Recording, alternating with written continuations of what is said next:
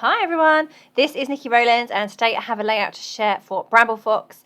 I am using a number of different products. So I've got the Fox Box, the July Fox Box, this fabulous stencil, which is also from the July Fox Box Plus, these cute little ice creams, which will be new to the shop, and this set here, the summer sunglasses and the flip-flops. Actually, it's just the flip-flops that I'm using on this layout.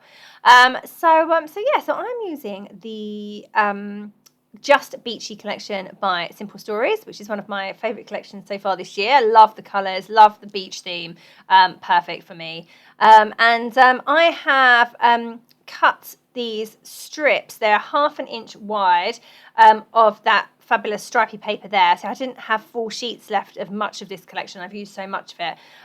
So I had just half sheets of this. So I thought, well, I'd like a border. So I'm going to create one on top of my white cardstock background instead. So I've just cut strips and distressed the edges lightly, and then I'm just layering them on top. So I'm leaving a small white border around the edge completely, and then the four corners are going to kind of overlap. At the moment I've just stuck them flat, but I'm going to work it so they're under over, if that makes sense, so that they look correct going all the way around. I mean, to be honest, unless you studied it you wouldn't notice it, so I'm not too worried about it, but I thought I would make an effort at least. Okay, so, and then I've cut these even narrower strips, so these are about 1/4 inch, maybe even slightly smaller, of the pink paper. Again, another one that I really loved and don't have a full sheet of. So I have just cut really narrow strips, again very lightly distress the edges, and then I'm sticking those in the middle of those stripy strips, yeah, that is my border. So instead of a page border like I would normally do with a piece of paper behind the white cardstock, I have gone for these strips instead. So something a little bit different, but a great way of creating a border if you don't have full sheets of paper remaining. Okay, so I have this frame, this chipboard frame from the Simple Stories Just Beachy pack, and it's like a life ring, and I've got a photo of 3 children, two are mine, one belongs to somebody else, and they're by the sea, about to go on a sea sofa. So they're all ready to go, and they were just waiting for it to come in. So we just took some photos while we were waiting. So the life ring was kind of perfect because they're about to put life jackets on and go out on the sea. So yeah, so it went for that, and you can see that I've got some floral ephemera. I've cut some squares from the 2x2 elements paper, and then I'm just kind of creating somewhere to put my perspectives.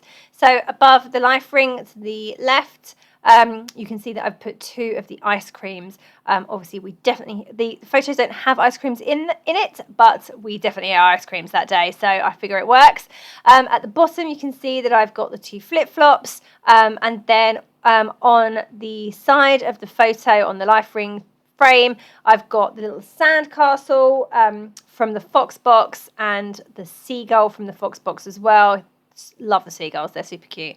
And then at the top, over on the right hand side, at the top I've got some flowers, I've got some more squares from the 2x2 paper, I've got another seagull sitting up there, love him, just perched up there, and then I'm adding my title going down, which is unusual for me, but something I've been trying a bit more lately. It just didn't look quite right stretched across the layout, so I figured that on the side would be better. So that's what I've done there, and then just trying to arrange all the elements and get them in place, and then once I'm happy I will get everything stuck down. But yeah, I've got a few florals there, a few other pieces of ephemera, the squares, and it's all kind of coming together. Right, so I've just skipped forward. I have stuck some of my clusters together but not stuck them to the page, and I'm now going to add a little bit of stenciling with that fabulous plus signs stencil, which is in the Foxbox Plus this month. So I just wanted something to stretch towards the cluster over on the right hand side because it just made the layout feel a bit more together or coherent.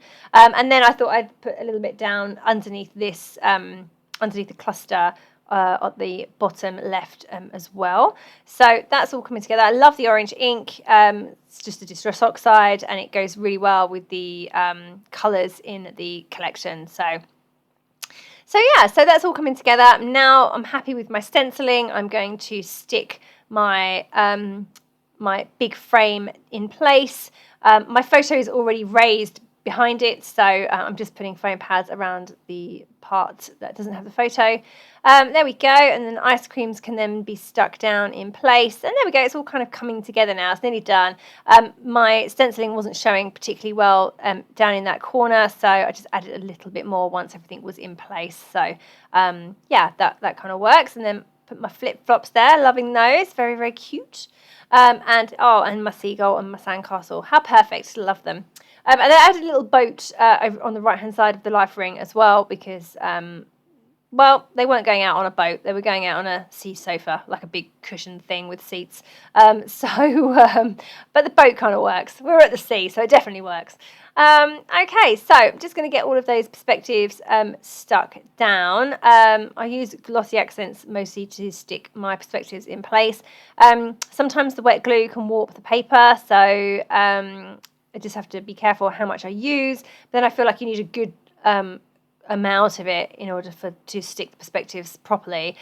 So sometimes what I do, if that happens, is, or if I have a particularly large perspective, is I will place a heavy object on top of it. So something like my tape dispenser, for example, that's filled with sand, that kind of thing, and that will help with that problem, that warping. So it would only generally happen on something like this, the Summertime title, which is spans a reasonable area and will be affected by any warping. So yeah, so that's quite often what I do. And sometimes I use my punches to put there as well. So various different things that are various random items from around my craft room that I use. Okay, so it's looking okay, nearly done. Just going to add in a few last minute stickers. So I've gone for some stickers from this sticker sheet yeah, just adding in a few bits and pieces here and there. So that little starfish I really wanted in place, but he didn't quite look right where he was. So I've put him at the top, and then I've added a beach ball to the bottom cluster instead, because it was more of a solid colour. It worked better. Little geotag up there next to my ice creams. And an extra ice cream sticker as well, and then just going to come in with some decorative brads. I like my layouts to have lots of different textures, so what with the stenciling, the chipboard, the paper layers, the perspectives, the wooden veneer piece at the sand, which is the sandcastle, then the decorative brads as well. I really do kind of have it all going on. Have lots of different interesting things to look at on the layout, so that's nice. I like that. I'm happy with that. Okay, so just about to finish off now. Just going to add some splatters of white paint over my clusters, over my large cluster areas. And then that will be my layout done. There we go, all finished. I added a little bit of journaling around the side of the life ring frame as well, because I forgot to do that on camera.